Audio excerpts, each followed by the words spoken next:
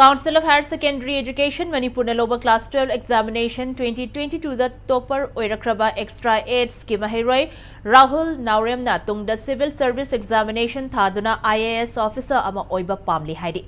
Arapati Mayai Lekai Leba Athokpa Santibala Amadi NAOREM Jibolgi Macha Ahal Rahul na ngasi haidokiba Class 12 Examination da apun bamag Jamngagi manungda Chamri Humudra Nipan Fangduna Science Stream da ahanba position lawbangam kibani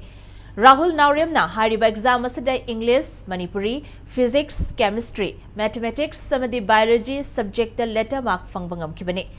Impact News ka akanana unaba amada Rahul NAOREM na hai mahang na ahan bida medical entrance examination try tawgani mai paklabadi makata na medical tamthagani karigumba mai paktragana matam manghandana Delhi da chetuna physics honors ta graduation tawgani tungda civil service examination try tawgani Rahul NAOREM na mahaki mai pakpa asada yumge ahalaman apokpa amadi apokpi loinana school gi oza singda achauba saruk amadi mateng yawi haina thamlaki I know Zik Tamil options and in a Bina Tamis. I'm the medical Nitsi Taba and the Nitsi Taba Nits Natraga,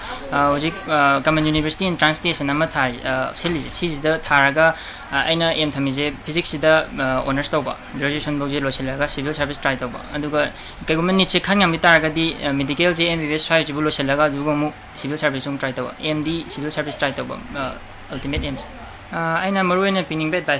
hard work. Hard work say yamna muroi maramdi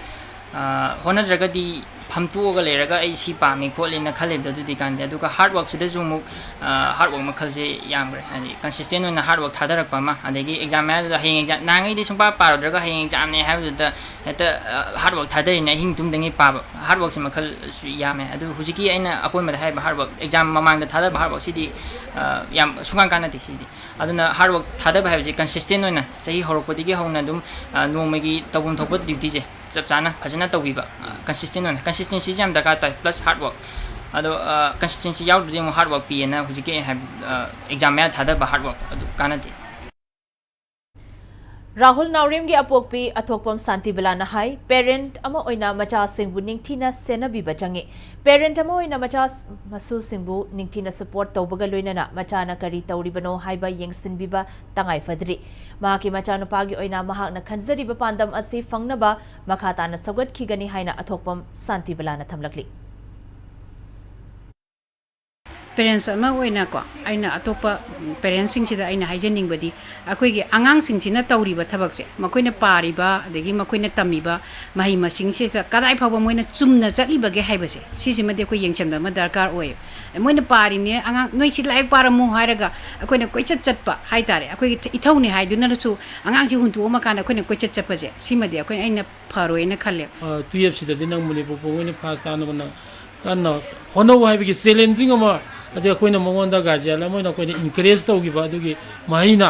koina semana Manipur po mo mako oiba phamni kaiguma matam da